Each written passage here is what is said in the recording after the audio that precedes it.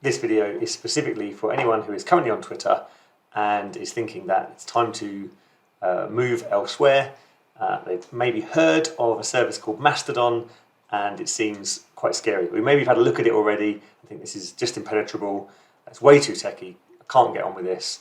I really hope Twitter doesn't fail because I can't do anything else. I can't go somewhere else.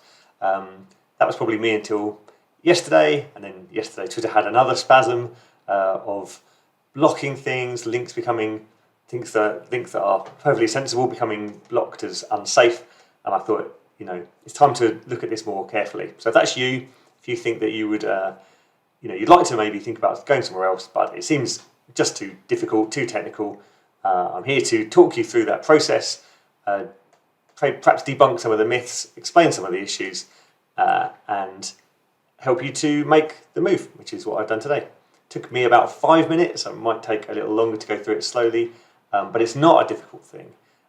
It is different, but it's going to be fine. The first thing to say is that when you go and you first investigate Mastodon, you hear the word server immediately. People talk about the servers, and it just, from a non-technical perspective, sounds very scary. So I'm going to try and avoid using the word server.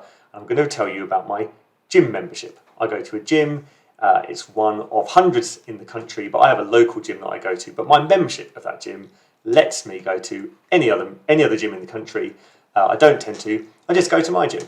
Now, imagine that Mastodon is like that gym. It's also like that network. So when I walk through the doors of my gym, everybody magically in all the gyms around the country is also there. Just because I've walked through the door of my one, I can still connect to all the others as if they're in the same place as me. That's it. When you think about servers, just think of them like gyms. And you have your local one, the one you visit, doesn't have to be run by you. It's just one that you've chosen. And it doesn't matter which one you choose, because if in future you want to move, you can. But you have this server, you log into it, and then everyone on every other Mastodon server is available to you. So hopefully that first hurdle, that thing of it's all about servers and it's all technical, you can put that to bed. It's going to be fine. Just pick one and go from there. So when you first visit joinmastodon.org, which is a very good place to start, you get this link, you click the button, and it shows you a list of some of their servers that they think are worth promoting to you. There are others, but this is a really good list of, I guess, a filtered list, so you can perhaps trust these a little more easily. You've got some nice filters at the top. I've picked a couple where I want to see which ones I can sign up to instantly rather than having to be approved, and where the language is English. I didn't mind the legal structure. As I said, the nice thing about this is you can at any point move. Just pick one. I picked one which, because I have an interest in drumming, I clicked drumstodon.net, but really I know it's hard when you first get there and it feels like a decision that might be really important and you don't want to get it wrong. Honestly, pick one. You'll come to a screen that looks a bit like this. Obviously, each one is slightly different, and there will be a button to create an account, which has some ground rules, really good ones, things you'd want, which you can accept. And then you put your information in, pick a name, a username, an email address. I've already done this, so I'm going to log in. But if you go through that process, it's the usual thing. It sends you an email, asks you to prove that that's your email address. And once you've done it, you will end up on a screen like this. Now, it won't look exactly like this because it'll probably have very little in it. Because one of the hard things about starting with a new network is you don't have what you've got on Twitter. You don't have your followers. You're not following anybody, not yet. But there are some good shortcuts to help you bring all that stuff, or as much as possible of that stuff, from Twitter into Mastodon. Where do we start? First thing to say is that it's helpful to do it on a machine where you're logged into everything already. So I'm already logged into Twitter. I'm now logged into my Mastodon server. It's not mine, it's just one that I picked randomly. Oh, I've got some notifications, that's nice. And yeah, I've been using this literally for about 4 or 5 hours, and I've brought some people over, and it's starting to feel a lot more like the experience that I'm used to on Twitter. There are some great videos showing you how to use this. I'm not going to go into that today. This is really all about making that transition out of Twitter into Mastodon as easy and painless as possible. So when you start, you won't see a screen like this because you won't have a load of followers. You won't be following anybody, but we're soon going to solve that problem. Get yourself logged into Twitter and then visit the website movetodon.org, www.movetodon.org. And this is going to connect to Twitter, take all your Twitter followers that it can find Mastodon information on, and put it into your new Mastodon account. So, first step is log in. Because I'm logged in already, it says it's just a button to click. Am I going to authorize it? Yes, I am.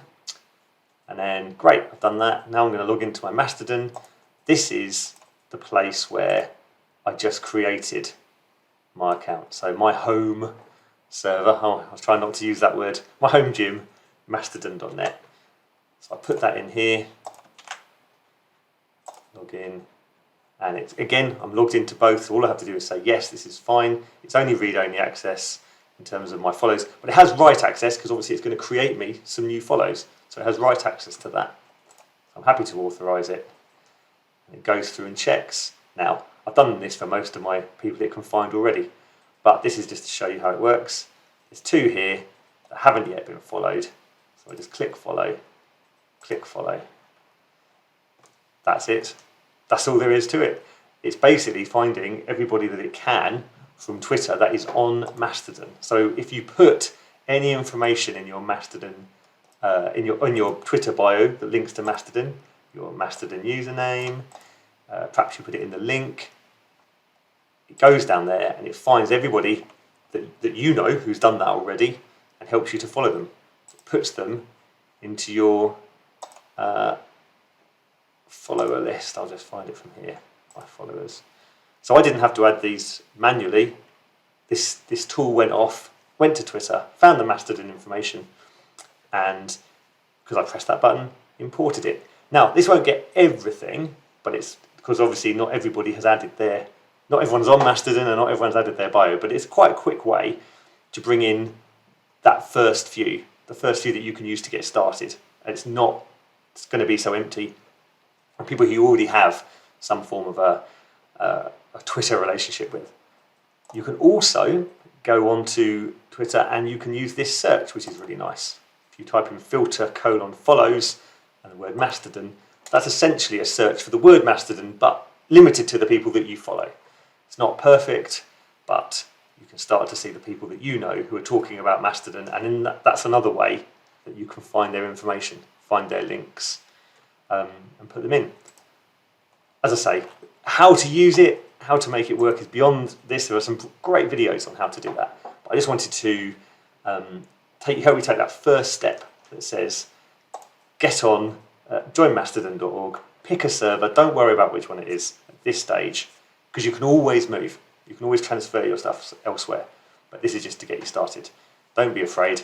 And as I say, once you've got your account created, you can use some tools to get your followers off of Twitter, and we're not at the whim of someone who may or may not want to keep it in the way we've known it until now. I don't know what else to say about that. Any questions, give me a shout. You can find me, I should say that, shouldn't I? You can find me on Mastodon. Where's my profile? There it is.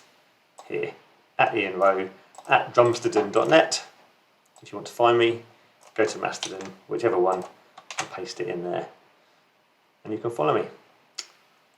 That will do for now.